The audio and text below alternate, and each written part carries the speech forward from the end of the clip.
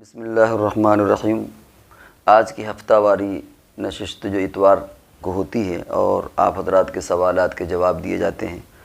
جو سوال what's app پر یا کامنٹس میں آتے ہیں، اس میں آپ تمام حضرات کا خیر مقدم ہے۔ سب سے پہلے ہمارے پاس نام ہے عبداللہ کانپور۔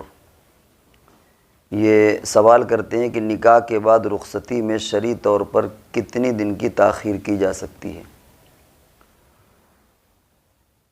ویسے تو رخصتی نکاح کے بعد فوراً رخصتی ہو جانا چاہیے، انتظار کی کوئی خاص ایسی ضرورت نہیں ہے، لیکن اگر کبھی کوئی مصلحت ہو تو تاخیر بھی کر سکتے ہیں۔ چنانچہ نبی اکرم صلی اللہ علیہ وسلم کا نکاح حضرت عائشہ صدیقہ رضی اللہ تعالیٰ عنہ سے ہوا، اور چونکہ عمر کم تھی تو کئی سالوں تک رخصتی نہیں ہوئی، بعد میں رخصتی کا عمل ہوا۔ تو یہ موقع اور محل کے اعتبار سے ہے، اگر بیماری یا کوئی اور عذر ہے، شرعی عذر ہے یا کسی اور طرح کا عذر ہے تو رخصتی میں لیٹ کر سکتے ہیں، لیکن بلا وجہ نکاح کے بعد رخصتی میں تاخیر نہیں کرنا چاہیے۔ ایک نام ہمارے سامنے فرحہ فاطمہ یہ کانپور سے ہے۔ یہ کہتی ہے نظر کی حقیقت کیا ہے؟ لوگ کہتے ہیں کہ بچہ بہت رو رہا ہے، لگ رہا ہے کہ اس کو فلاں کی نظر لگ گئی۔ حدیث میں آتا ہے کہ نظر برحق ہے، نظر لگ سکتی ہے، اور اسی لیے نبی اکرم صلی اللہ علیہ وسلم نے ارشاد فرمایا کہ جب کسی چیز کو دیکھو تو ماشاء اللہ، سبحان اللہ، ماشاء اللہ اس طرح کے جملے کہہ لینے سے نظر نہیں لگتی، لیکن نظر بہرحال لگ جاتی ہے۔ اور اس سلسلے میں ایک باقاعدہ اسی چینل میں ایک ویڈیو آ چکا ہے، اور اس کا لنک ڈسکرپشن میں ہے، آپ اس میں دیکھ لیجئے گا۔ جن حضرات نے، جن صاحبہ نے سوال کیا ہے، ڈسکرپشن میں لنک بھیج دیا جائے گا، اس میں آپ دیکھ لیں، پوری تفصیل آپ کو مل جائے گی کہ نظر اگر لگ جائے تو اس کا حل کیا ہے، کس طرح جھاڑ پھونک کر سکتے ہیں اور کیا اس کا طریقہ کار ہے، پوری تفصیل وہاں آپ کو مل جائے گی۔ مجاہد کانپور سے سوال کرتے ہیں کہ ہم لیڈیز سوٹ کا کام کرتے ہیں، اس میں لیڈیز سوٹ کے کیٹلاگ سوشل میڈیا میں شیئر کرنی پڑتی ہے، جس میں نامحرم کی فوٹوز ہوتے ہیں، کیا ہم اسے شیئر کر سکتے ہیں اور دیکھ سکتے ہیں؟ شیئر کرنے پر اگر جو اسے دیکھے گا، یا کیا اسے دیکھنے پر گناہ ہوگا اور ہمیں گناہ ہوگا؟ غیر محرم عورت کا دیکھنا، چاہے وہ فوٹو میں ہو، موبائل میں ہو یا خارج میں ہو، یہ منع ہے، جائز نہیں ہے، اور عموماً اس کی کوئی خاص ایسی ضرورت ہوتی نہیں ہے، لیکن اگر کبھی ایسی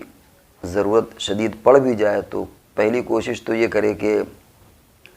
چہرے میں وہ جو آج کل ہوتا ہے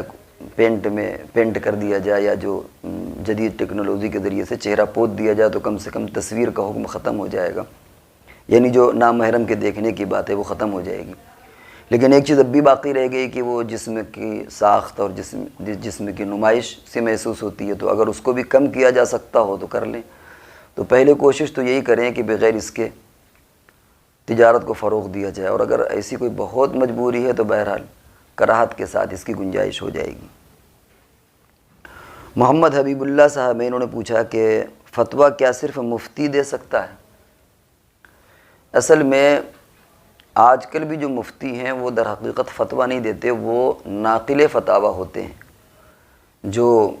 ائمہ اربعہ اور خاص طور سے ہمارے مسلک میں امام صاحب، امام ابو حنیفہ رحمۃ اللہ علیہ، امام یوسف، امام محمد رحمۃ اللہ علیہ، جو فقہ ہیں، ان کی کتابوں کو دیکھ کر کے وہ صرف آپ کو بتا دیتے ہیں کہ اس کا یہ مسئلہ ہے، اجتہاد وہ بھی نہیں کرتے۔ اب یہ صلاحیت جس کے اندر ہے وہ فتویٰ دے سکتا ہے، اور عموماً عام طور سے جو مفتی حضرات ہوتے ہیں ان کو مدرسے میں یہ کورس کرایا جاتا ہے، ان کو یہ سکھایا جاتا ہے کہ کیسے کتاب سے دیکھ کر کے اس چیز کو دوسروں کو بتانا ہے۔ اب اگر یہ لیاقت اور یہ صلاحیت کسی غیر مفتی کے اندر بھی پیدا ہو جائے تو وہ فتویٰ دے سکتا ہے، اور اگر وہ ضابطے میں کسی مدرسے کا مفتی بن گئے لیکن یہ صلاحیت اس کے اندر نہیں ہے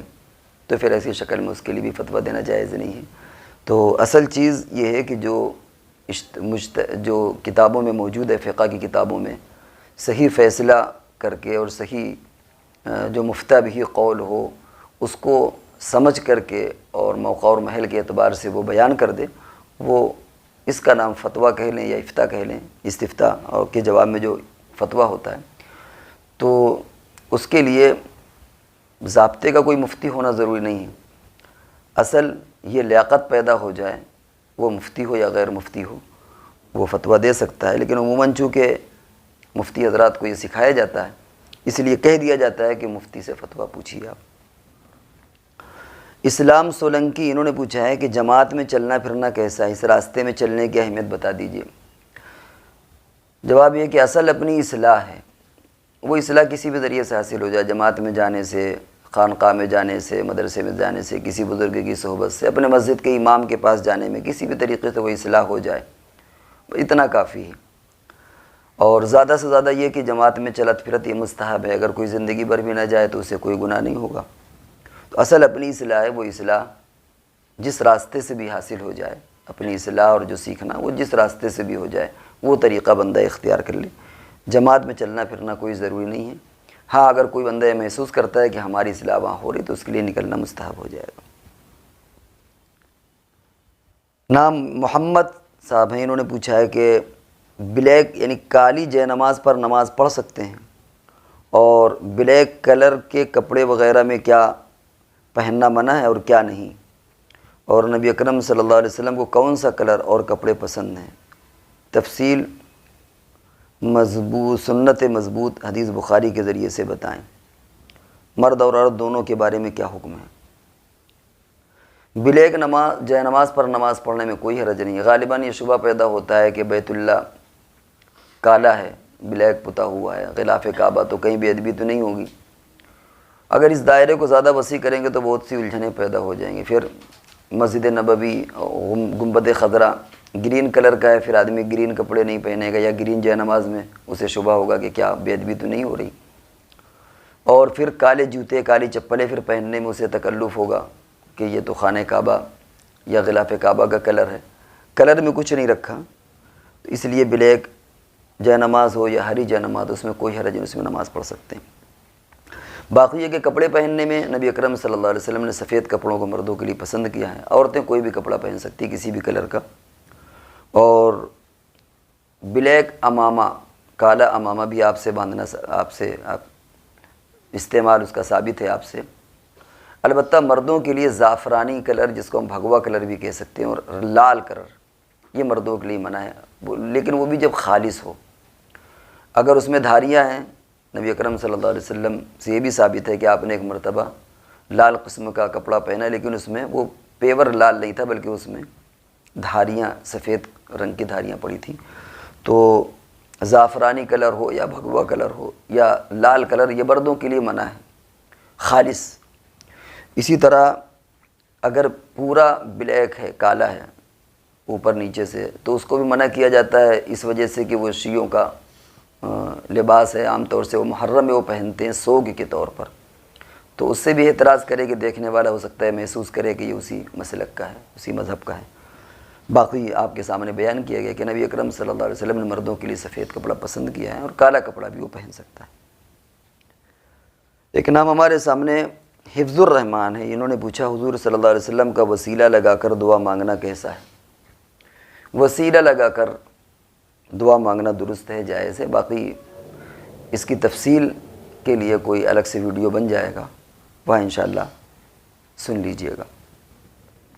محمد راشد ارئی کے انہوں نے کامنٹ کیا ہے کہ میرا سوال یہ ہے کہ چچا کا لڑکا اور بڑے ابو کی لڑکی یا پھر اس کا الٹا ہو تو اس میں نکاح ہو جائے گا؟ ٹھیک ہے، اور حالت کی وجہ سے دیکھیں تو یہ دونوں بھائی بہن ہوئے، اگر چچا کا لڑکا ہو یا چچا کی لڑکی ہو، کوئی نہیں ہے ان کا لڑکا یا بہن نہ ہو، تو پھر بھائی بہن ہوئے۔ ہم سے کسی غیر مسلم نے سوال کیا ہے کہ تم بھائی بہنوں میں شادی کر لیتے ہو آپس میں، اس کی دلیل کیا ہے؟ غیر مسلم کو بتانا ہے۔ یہ غالباً سوال پوچھنے کا منشا یہ ہے کہ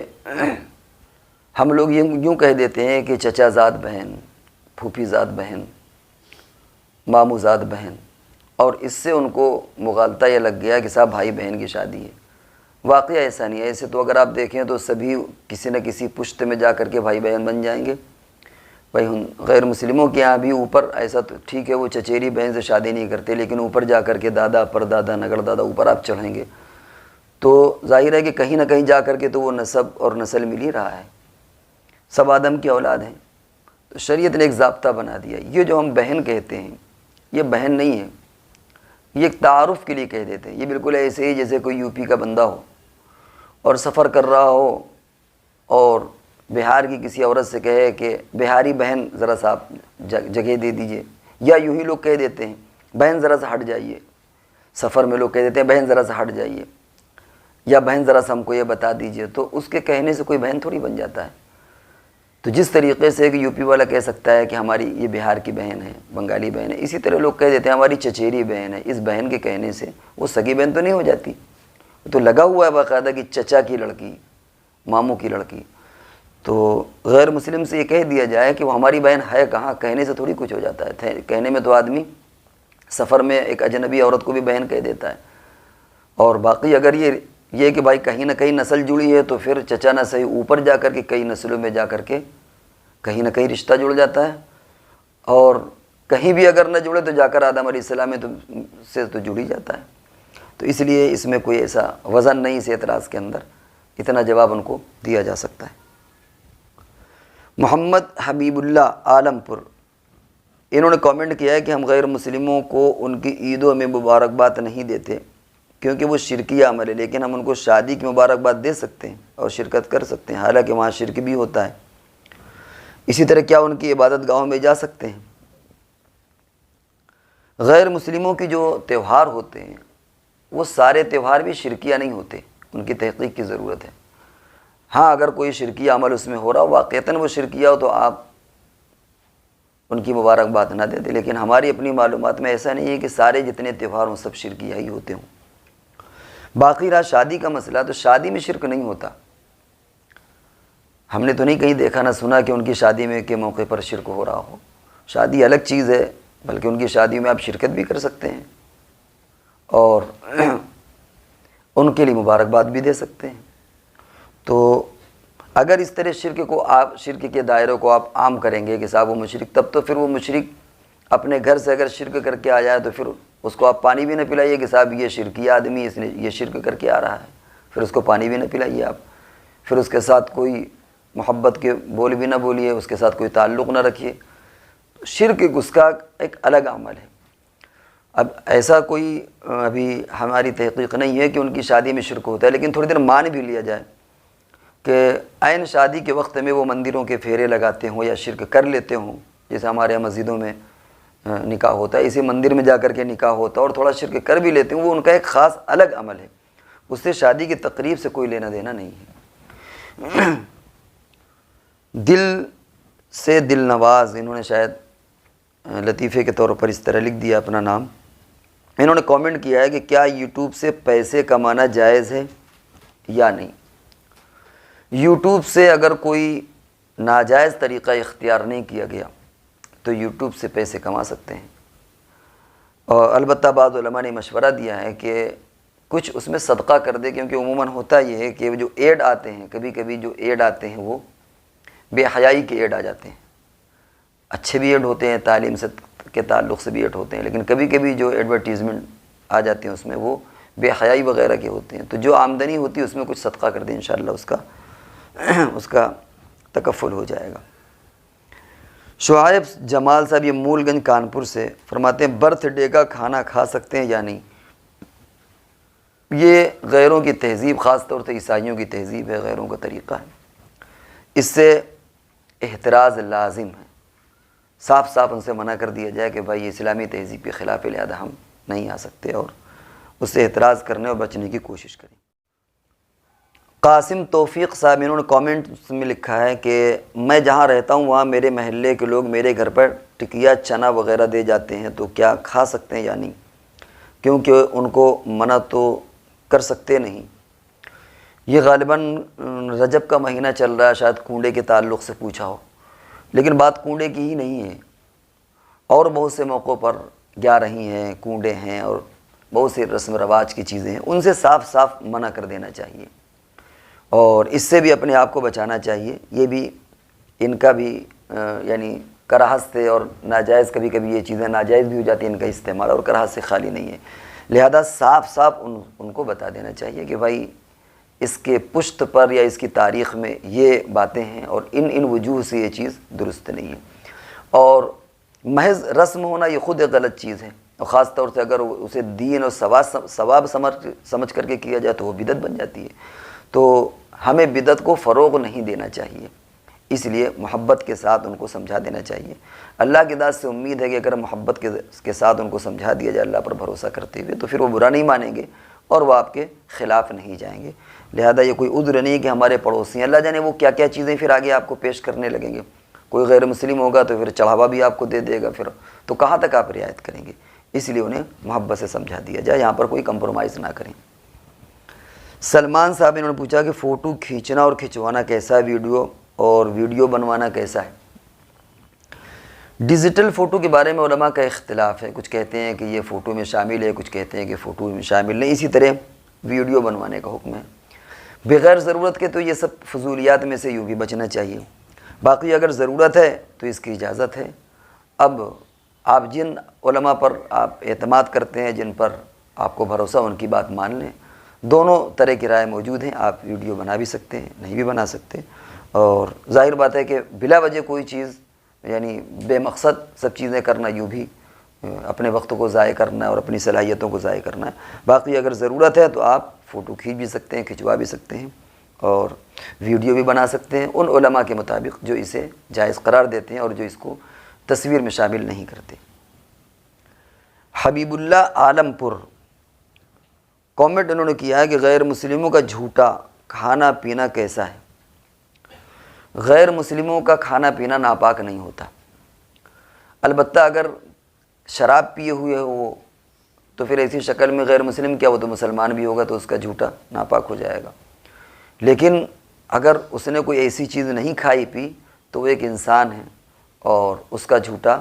ناپاک نہیں ہے، اس کا جھوٹا آپ کھا سکتے ہیں.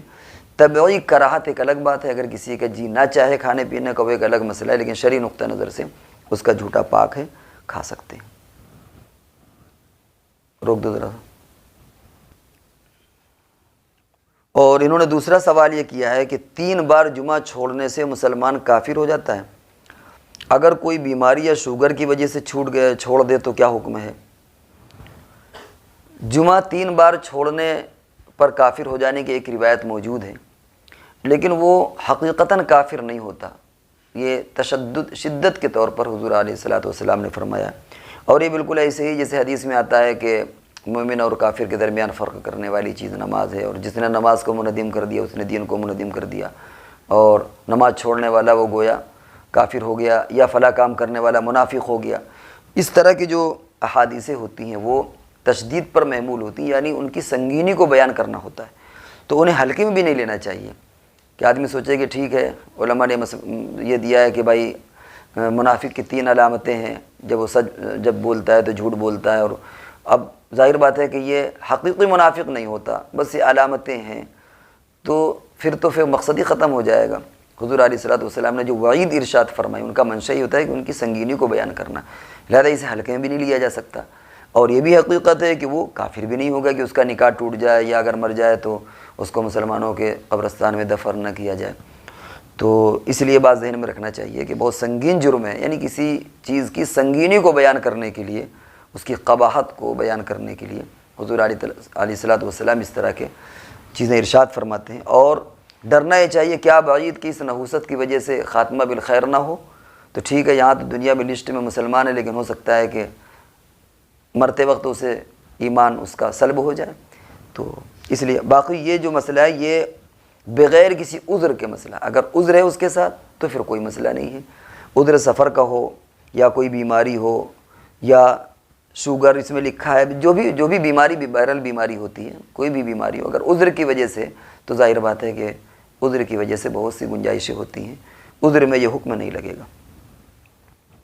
ابو سفیان انصاری صاحب رانچی جھارکھنڈ انہوں نے کامنٹ کیا ہے کہ مفتی صاحب سوال ہے کہ ہمارے گاؤں میں بیپاری لوگ گائے خریدتے ہیں. روک دیجیے. ابو سفیان انصاری صاحب رانچی انہوں نے جھارکھنڈ کے ہیں، یہ انہوں نے کامنٹ میں لکھا ہے کہ مفتی صاحب ہمارے گاؤں میں بیپاری لوگ بڑے جانور خریدتے ہیں، بھینس وغیرہ بھی، اور بیچنے کے لیے بازار لے جاتے ہیں تو کبھی کبھی ایسا ہوتا ہے کہ پولیس والے ان کو گرفتار کر لیتے ہیں اور جانوروں کو ضبط کر لیتے ہیں،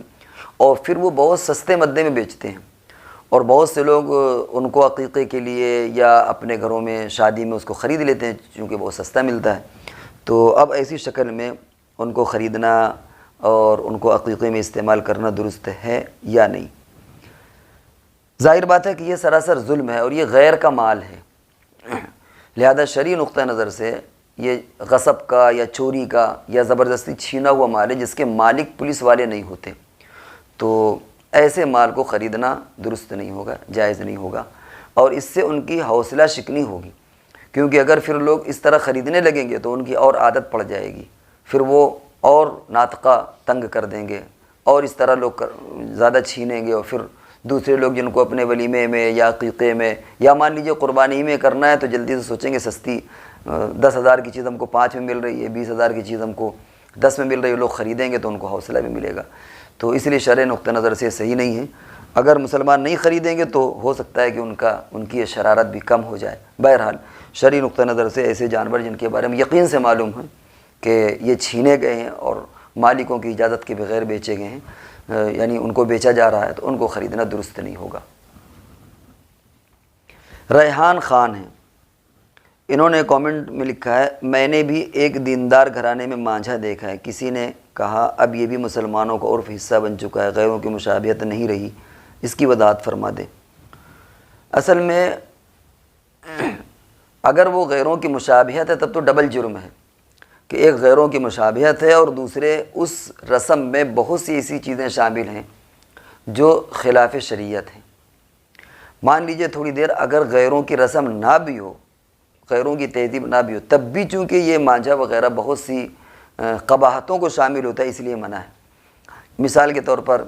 ٹخنے سے نیچے پیجامہ یا پینٹ پہننا اب کسی کا شعار نہیں رہا، اب کوئی یہ نہیں کہہ سکتا کہ صاحب عیسائی یہودی یا غیر مسلم پہنتے ہیں، سبھی پہنتے ہیں، مسلمان بھی پہنتے ہیں، لیکن اس کی وجہ سے یہ نہیں کہا جائے گا کہ صاحب دیکھیے اب تو ان کا شعار نہیں رہا، یا ٹائی وغیرہ جو بھی، تو اس میں یہ ذہن میں رکھنا چاہیے کہ شعار ہونے کی وجہ سے برائی مزید بڑھ جائے گی، لیکن اگر وہ شعار نہ بھی ہو لیکن ہمارے ہاں اس رسم وہ رسم برائے رسم ہے یا وہ ایسی رسم ہے جس میں بہت سی قباحتیں شامل ہیں اور خلاف شرع امور اس کے اندر پائے جاتے ہیں، ان چیزوں سے بھی بچنا لازم ہے، اور وہ چیزیں بھی شرعی نقطہ نظر سے درست نہیں ہوں گی، جائز نہیں ہوں گی۔ اور انہوں نے ایک اور سوال لکھا ہے کہ دولہا کا دلہن کو منہ دکھائی سب کے سامنے دینا کیسا ہے؟ یہاں پر بھی وہی بات ہے کہ دولہا دلہن کو جب سب کے سامنے دے گا تو دو حال سے خالی نہیں ہے، یا تو دلہن مردوں کے سامنے ہوگی یا دولہا عورتوں کے سامنے ہوگا، تبھی تو سب کے سامنے ہوگا۔ اب اگر دلہن کو منہ دکھائی دے رہا ہے تو ظاہر بات ہے اور عورتیں موجود ہیں، تو وہاں پر بھی ریاکاری بھی پائی گئی اور بے پردگی بھی پائی گئی۔ بھائی اس کو کوئی چیز دینا ہے تو سب کے سامنے دینے کا کیا مطلب ہے؟ کوئی کسی کو ہدیہ دے رہا ہے تو اعلان کر کے یا دکھا کے دینے کی کیا ضرورت ہے؟ تو یہ بھی ایک ریاکاری بھی اس کے اندر ہے اور بے پردگی بھی اس کے اندر ہے۔ اب چاہے وہ شوہر عورتوں کے بیچ میں دلہن کو دے یا دلہن مردوں کے بیچ میں آ کر کے شوہر سے اس کو اپنے گفٹ کو وصول کرے، یہ بھی ایک واہیات سی چیز ہے، اس سے ہی بچنا چاہیے۔ ایک سوال ہے،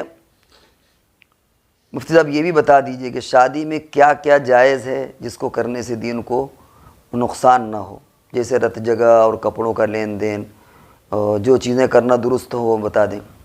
دیکھیے شادی میں دو چیزیں اہم ہوتی ہیں، ایک ہوتا ہے ولیمہ اور ایک مہر، یہ دو اخراجات بھی ہوتے ہیں،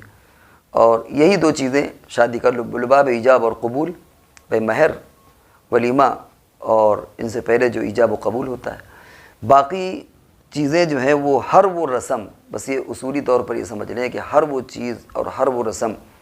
جس میں کوئی نہ کوئی برائی شامل ہو، کوئی نہ کوئی برائی، بے حیائی یا ایسا کام جو شریعت اس کی اجازت نہ دے، وہ سب قسم منع ہو جائے گا۔ اب اس میں نام لے کر کے بیان کرنے کی ضرورت نہیں ہے، ہر وہ چیز جس کا شریعت سے کوئی تعلق نہ ہو اسے شریعت سمجھ کر کے کیا جائے یا شریعت سمجھ کر کے نہ بھی کیا جائے، لیکن کوئی نہ کوئی قباحت موجود ہو۔ اب وہ قباحت بے پردگی کے لائن سے ہو، بے حیائی کے لائن سے ہو، یا وہ قباحت دوسروں کی رسموں کے اعتبار سے ہو کہ غیر مسلموں کی یا کسی اور مذہب کی رسم ہے، یہ چیزیں اگر اس کے اندر ہیں تو وہ چیزیں شریعت میں شادی میں بھی درست نہیں ہوں گی۔ بس ان تمام خرافات سے پاک جو شادی ہوگی وہی شادی شرعی نقطہ نظر سے بہتر اور خیر و برکت والی کہلائے گی۔